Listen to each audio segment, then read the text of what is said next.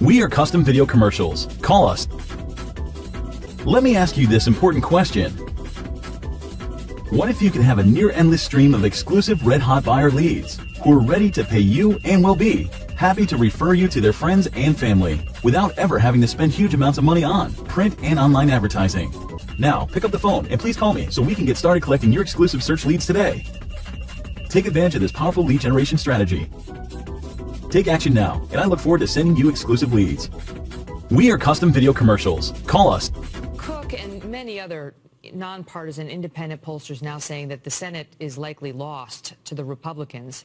What does that say? I mean, if Donald Trump loses this White House race and the Republicans lose the Senate, does that suggest that the Republicans nominated the wrong candidate at the top of their ticket? The next 2 weeks are a contest of two parallel universes. I just listened to that report. First of all, I used to hang out with Charlie Cook when he would explain that Donald Trump was hopeless and would not get the nomination. I like Charlie. That doesn't mean he's infallible. But let's take the report we just got. Republicans are actually outvoting Democrats in Florida. They're outvoting Democrats in Pennsylvania. That's unprecedented. They've cut the Democratic lead. You predict a win in Pennsylvania? I think they might. Really? You think Trump's going to win Pennsylvania? Look, all I can report to you right now is they're outvoting the Democrats in early voting, which is also true in Florida, which is unprecedented. But all of the polls in Pennsylvania have her winning. What? All of the polls in Pennsylvania have her ahead. I know. I just told you we have two alternative universes right now. In Iowa, for example, the Democrats are 50,000 votes behind where they were with Barack Obama in turnout.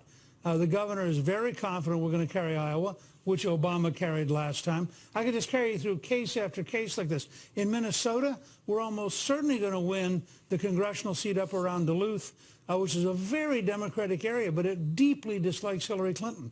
And represent now. But let me just ask you. Let me just ask you, because you say it's two alternate universes. I mean, these are sort of small examples of how he might be heading early voting and so on. But I'm telling you that the Fox News decision desk just moved Iowa, that you just mentioned, Indiana, 2nd Congressional District in Maine. All of them moved left, moved more likely to vote for Hillary Clinton. And in fact, all of the moves that have been on this map over the past 3 weeks by Larry Sabato, by Cook, by the Fox News decision desks. These are nonpartisan outlets that are just trying to call the electoral scoreboard. They're not nonpartisan scoreboard. Outlets. Every outlet you described is part of the establishment. Fox News, really? Are we? I don't think so. Oh, and every state they've moved it to the left, towards Hillary. And you tell me whether that's all made up. No, I think they're two alternative universes. You have a poll which suggests that she's going to get a Barack Obama turnout among African Americans. I don't think that's going to happen. You have a Washington Post ABC News poll where they took out 8% of the vote because they didn't like the way it voted. Look, I've been around long enough. I remember when the Detroit Liberal newspaper on the Sunday before the election said John Engler would lose by 14 points. He won the governorship that year. I don't take polls as seriously as people who've never run for office. But your candidate loves them and has touted them from the beginning. And he's been behind in virtually every one out of the last 40 polls that we've seen over the past month. That's the reality. Look, if you want to assume the election's over, skip the next 2 weeks and we can talk about the future. I'm not assuming anything. I'm asking you whether you believe your candidate's behind based on these numbers and what it says about the down-ballot races. I believe the odds are at least 1 in 3 and maybe better than that the difference in intensity and the difference in determination and the degree to which Hillary Clinton is clearly the most corrupt, dishonest person ever nominated by a party all mean that the odds are pretty good she's not going to win. Now, I actually believe that. This is not just because I'm for Donald Trump. I actually believe the American people let me ask you about that. By this. So let's assume she is corrupt, right? She was just as corrupt 3 weeks ago and 3 months ago. And she would have been corrupt and collapsing physically on September 11th of this year, and her poll numbers tanked. But then you know what happened. He had a rough first debate. He took the bait on Alicia Machado. He stayed in that trap for a week. The Access Hollywood tape came out, which was not produced by Hillary Clinton. That was Trump on camera talking about grabbing women. Look, I just heard you go through this with Governor Pence. I get it. I know where you're coming from. But let me point out something to you. Sure. The three major networks spent 23 minutes attacking Donald Trump that night and 57 seconds on Hillary Clinton's secret speeches. You don't think this is a scale of bias worthy of Pravda and Izvestia? I mean, you want to know why Donald Trump's had a rough time? If Trump is a sexual predator, that is... He's not a sexual predator. Okay, you that's can't your say opinion. That. I'm not taking a position defend on that it. statement.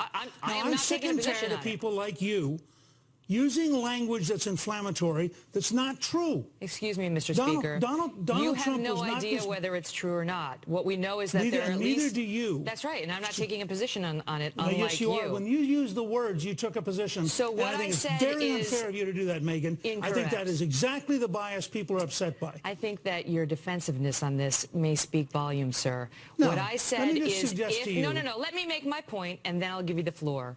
What I said is, if Trump is a sexual predator, then it's a big story. And what we saw on that tape was Trump himself saying that he likes to grab women by the genitals and kiss them against their will. That's what we saw. Then we saw 10 women come forward after he denied actually doing it at a debate to say that was untrue. He did it to me. He did it to me. We saw reporters. We saw people who had worked with him, people from Apprentice, and so on and so forth. He denies it all, which is his right. We don't know what the truth is. My point to you is, as a media story, we don't get to say the 10 women are lying. We have to cover that story, sir. Oh, sure. Okay, so it's worth 23 minutes of the three networks to cover that story. And Hillary Clinton, in a secret speech in Brazil to a bank that pays her $225,000, saying her dream is an open border where 600 million people could come to America. That's not worth covering. That is worth covering. You want to go back through the tapes of your show recently? You are fascinated with sex, and you don't care about public policy. Me? Now, that's Really? what I get out of watching you tonight. You know what, Mr. Speaker? I'm not fascinated by sex, but I am fascinated by the protection of women and understanding what we're getting in the Oval Office. And I think the American voters would like to know. And therefore, we're going to send Bill Clinton back to the East Wing because, after all, you are worried about sexual predators. Yeah, listen, it's not about me. It's about the women and men of America. And the poll numbers show us that the women of America in particular are very concerned about these allegations and in large part believe that they are a real issue. And don't dismiss the women summarily. Do you want to comment on whether the Clinton ticket has a relationship to a sexual predator? We, on the Kelly file, have covered that story as well, sir. I will tell you the polls. I just want to hear you use the words. I want to hear you use the words, Bill Clinton, sexual predator. I dare you. Say Bill Clinton, sexual predator. Mr. Speaker, disbarred by the Arkansas bar. Disbarred by the Arkansas bar. $850,000 penalty. Excuse me, sir. We on the Kelly file have covered the Clinton matter as well. We've hosted Kathleen Willey. We've covered the examples of him being accused as well, but he's not on the ticket. And the polls also show that the American public is less interested in the deeds of Hillary Clinton's husband than they are in the deeds of the man who asks us to make him president, Donald Trump. We're going to have to leave it at that.